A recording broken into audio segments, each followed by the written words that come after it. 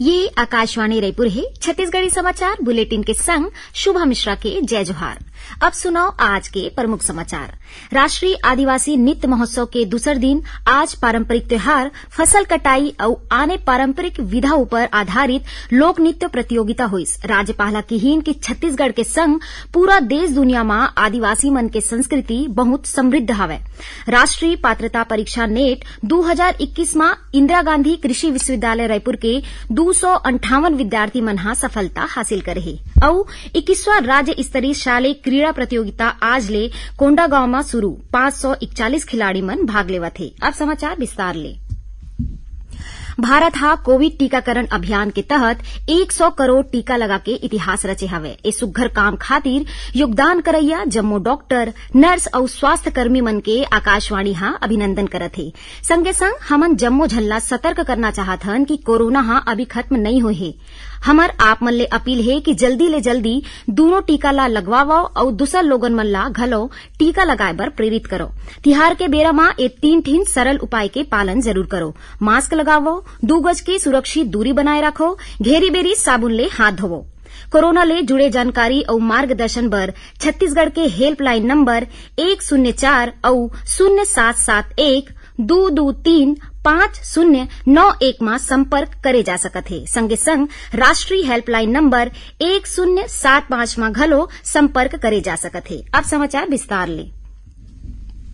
राजधानी रायपुर के science college मैदान में आयोजित राष्ट्रीय आदिवासी नृत्य महोत्सव में आज दूसर दिन पारंपरिक त्योहार, अनुष्ठान, फसल कटाई और आने पारंपरिक विधाओं पर आधारित लोक नृत्य प्रतियोगिता कराएगी। एकर आगाज उत्तराखंड के झिंझी हन्ना लोक नृत्य के संग करेगी। रंग बिरंगा पारंपरिक वेशभूषा ले सजे धजे थारू समुदाय के आदिवासी लोक कलाकार मन हा मनमोहक प्रस्तुति दिन। उत्तराखंड में नवा फसल के आगमन में गांव के माई लोगिन मन डहार ले घर घर जाके ए पारंपरिक नृत्य करे जाथे। संगे संग पुरुष कलाकार मन डहार ले घलो हन्ना नृत्य प्रस्तुत करेगी। महोत्सव में छत्तीसगढ़ के प्रतिभागी मन डहार ले कर्मा नृत्य पेश करेगी।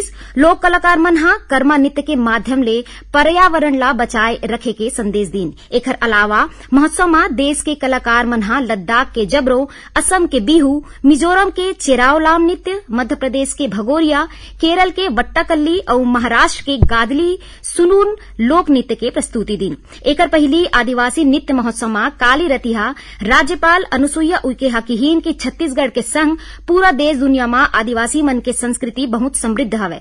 आदिवासी समृद्ध संस्कृति के वाहक होए के संगे संग प्रकृति के पूजक घलो है। उखड़ जीवन शैली और प्रकृति के बीच एक गहरा सामंजस्य है।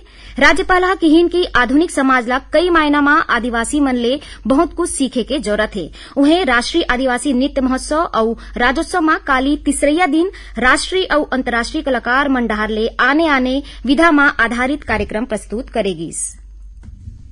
राष्ट्रीय टीकाकरण अभियान के अंतर्गत देश में अब तक 104 करोड़ 85 लाख ले ज्यादा कोविड टीका लगाए गए हैं। काली 74 लाख 33 हजार ले ज्यादा टीका लगाएगी।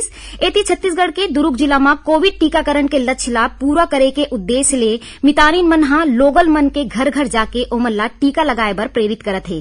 संगे संग टीका लगवाए के छूटे मनखे मन के जानकारी घलो इकट्ठा करत है। जिला टीकाकरण अधिकारी CVS बंजारे हा बताइन कि जिला में 21 ले 28 अक्टूबर तक विशेष टीकाकरण अभियान चलाएगी। एकर तहत 15,26,000 पात्र लोगन मन ला कोविड टीका लगाएगी। इही बीच प्रदेश में कोरोना संक्रमण दर में लगातार सुधार होवत है और औसत पॉजिटिविटी दर 0.13% में आगे है। कृषि वैज्ञानिक चयन मंडल नई दिल्ली डहार ले राखे गए राष्ट्रीय पात्रता परीक्षा नेट 2021 में इंदिरा गांधी कृषि विश्वविद्यालय रायपुर के 258 विद्यार्थी मन सफलता हासिल करे है। उन्हें विश्वविद्यालय के 16 विद्यार्थी कृषि अनुसंधान सेवा भर्ती के लिखित परीक्षा में घलो पास हुए है। इंदिरा गांधी कृषि विश्वविद्यालय के कुलपति डॉक्टर संजय कुमार पाटिल हा जम्मो सफल विद्यार्थी मन ला बधाई और शुभकामना दिन है। उमन कहिन की विश्वविद्यालय के इतिहास में पहली बार 250 ले ज्यादा विद्यार्थी मन नेट परीक्षा क्वालिफाई करके एक ठीक नवा कीर्तिमान स्थापित करे है।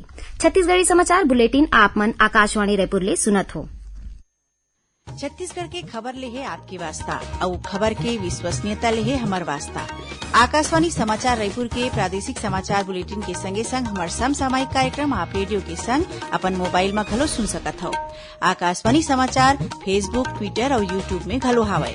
हमार फेसबुक पेज हरे Chhattisgarh news on AIR, Twitter handle CGAIR news और हमार यूट्यूब चैनल हरे छत्तीसगढ़ AIR न्यूज।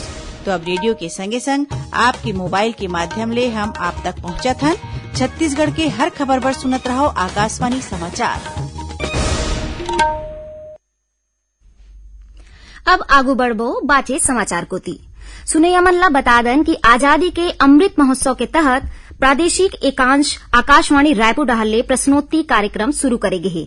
एमा छत्तीसगढ़ी बुलेटिन सुनैया मन बर आज के सवाल है, स्वतंत्रता के पहली छत्तीसगढ़ के पहली मजदूर आंदोलन कौन तत्कालीन रियासत में होई रहिस। सवाल एक गो फेर, स्वतंत्रता के पहली छत्तीसगढ़ के पहली मजदूर आंदोलन कौन तत्कालीन रियासत में होई रहिस।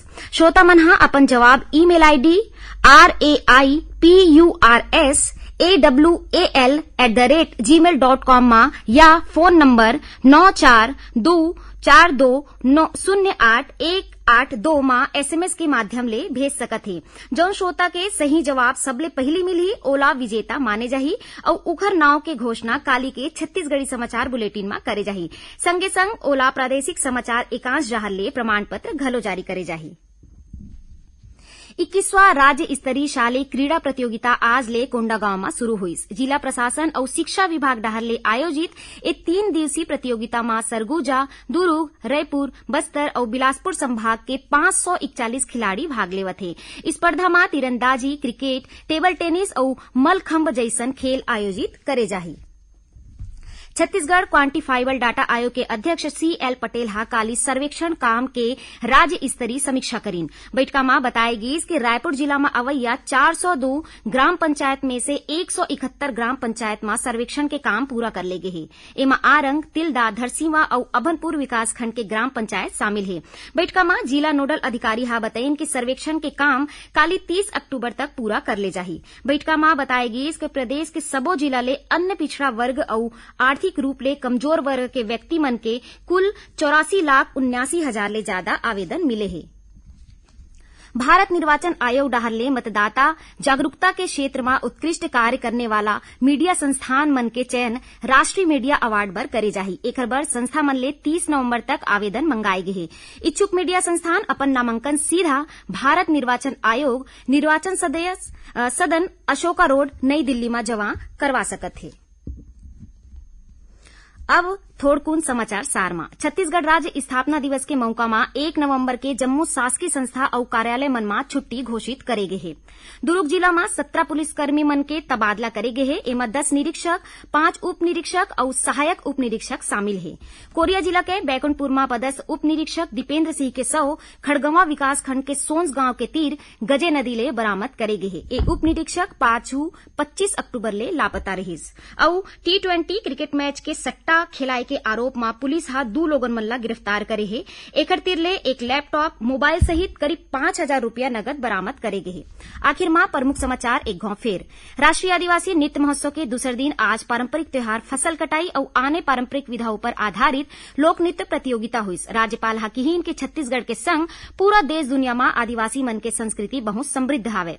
राष्ट्रीय पात्रता परीक्षा नेट 2021 में इंदिरा गांधी कृषि विश्वविद्यालय रायपुर के 258 विद्यार्थी मन हा सफलता हासिल करे है। और 21वां राज्य स्तरीय शालेय क्रीड़ा प्रतियोगिता आज ले कोंडागांव में शुरू 541 खिलाड़ी मन भाग लेवत है। एक संग छत्तीसगढ़ी समाचार बुलेटिन इहे सिरावत है। जय जोहार।